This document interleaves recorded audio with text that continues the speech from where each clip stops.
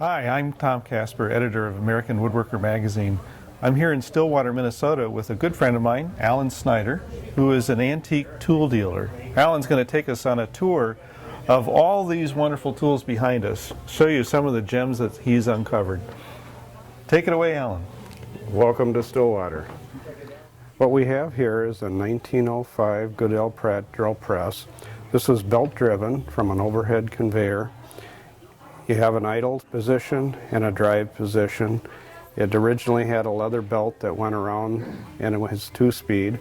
And this is for light drilling, kind of an assembly line operation. Very nice original paint on it.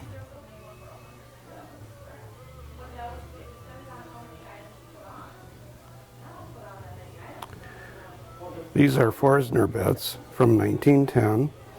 They're a complete set of 17. They've got gunmetal bluing on them. Beautiful, beautiful set. Never seen one before or since. This is an Underhill Carpenter Slick. It's 3.5 inches wide. And these are real handy. You sharpen this edge very sharp, and with your roughly 25-30 inches of leverage, it'll go right through hardwood very nicely for fine-tuning large joints, commonly used in shipbuilding, house framing, and any large joint that you might have in your shop. Very nice tool. This is a Frey Brace made in Bridgeport, Connecticut. It's got a Spofford type chuck on it. It's very simple. You put your bit in, tighten it down with a hand crank, and use it.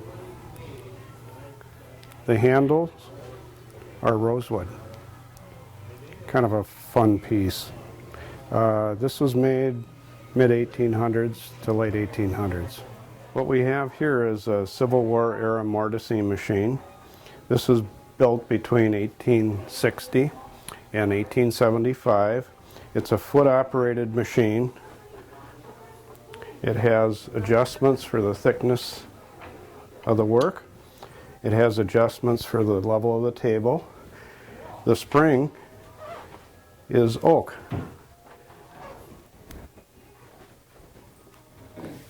And it's foot-operated.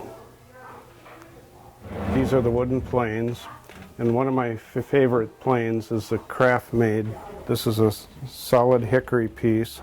Has a very unusual wedge. It's a spring metal wedge which adjusts this. This plane was used extensively. The craftsman made it out of a single piece of hickory and added a lot of accent details. Very nice piece. Very unique. This is a Stair Saw, acquired in Norway. It's traditional. They'd take a piece of saw blade, and when they wore one out, then they'd put a new one in. Simple piece of wood, always ornate, always made to kind of fit your hand. Fun piece. This is a traditional D router. Looks like the letter D. Replaced by the Stanley 71 and a half. These still work just as good. This was a molding plane for a wide piece. On the molding planes, the lines on the front denoted the plane that the level that that plane was to be used at. So this one, if you have the perpendicular line like this and the horizontal like this plane would be used at this kind of an angle. This is a Miller Falls #1. Miller Falls in their early history used to make very, very nice tools. And this is a rosewood handled circular spoke shave. Nice, nice tool. One of the most practical ones for everyday use is the Stanley 53. Has a fully adjustable mouth.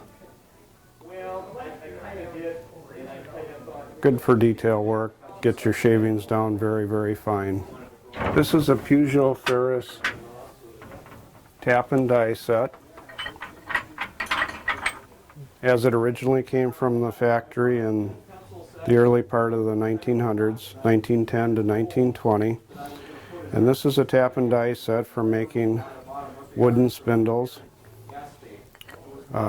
Very, very nice workmanship on this. And Ferris, of course, evolved into the Peugeot Car Company. They were noted for making really top flight tools. And so you have matching taps and dies, and then a factory example of what the product would do. This is an 1800s saw vise. This one happens to be made by Stover Manufacturing. It's one that you would attach to a bench or a table with this, and then you'd insert your saw to be sharpened.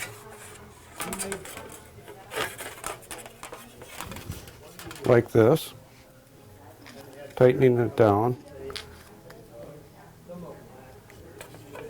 Now you've got a saw that's in your vise that's ready to be sharpened, and typically they sharpened them with a small triangular file, and each of the teeth were sharpened, and you had a separate tool that would allow you to take a file and level the teeth so they all were at the same height.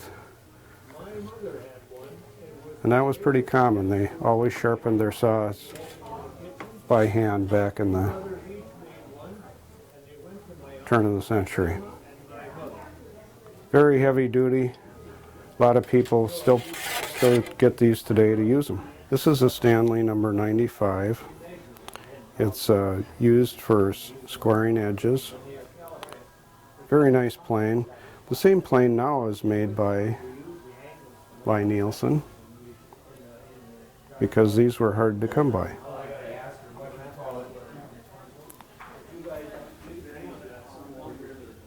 Another nice plane is the Stanley Number 10.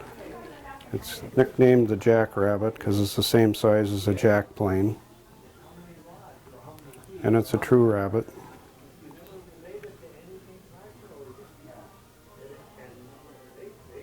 Great plane to use, nice balance. This particular model has the Sweetheart logo on it, so it was made in the 20s, early 30s. This is a Sargent 3407. It's the smallest transitional plane that they made. It's 7 inches long. Just a nice little plane, has good balance. Somewhat hard to adjust for the user, but it's a wonderful plane. This was made back in the early part of the 1900s, probably 1910, 1915. And then this is their next model up, 3410, 10 inches, again, Sargent, and it's a transitional plane. This is a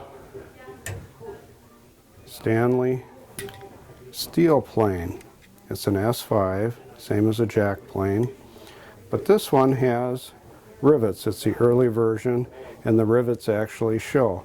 These were made to be used in rough environments where construction and tools might accidentally be dropped, and unlike a cast plane, they wouldn't break when you dropped them on the ground. You might nick them, but you wouldn't destroy them, and you could still have your tool be functional. This one's Sweetheart, so it was 1920s, early 30s. These are a fun plane that were made for a few years and were not very popular as a user tool, but they are kind of popular with collectors, and they're called a Shelton. This one happens to be a number 4. It's in pretty good condition. They're just kind of a fun plane. They have a very unusual adjustment mechanism, and that's why collectors kind of like it. It was a novelty that never really caught on because it didn't function as well as the Stanley Bailey series. What we have here is a drill bit that ends up with spot for a big bolt head when you drill down. Counter bore right on down. Very unusual. Kind of a neat piece. especially if you're going to restore an old workbench or something.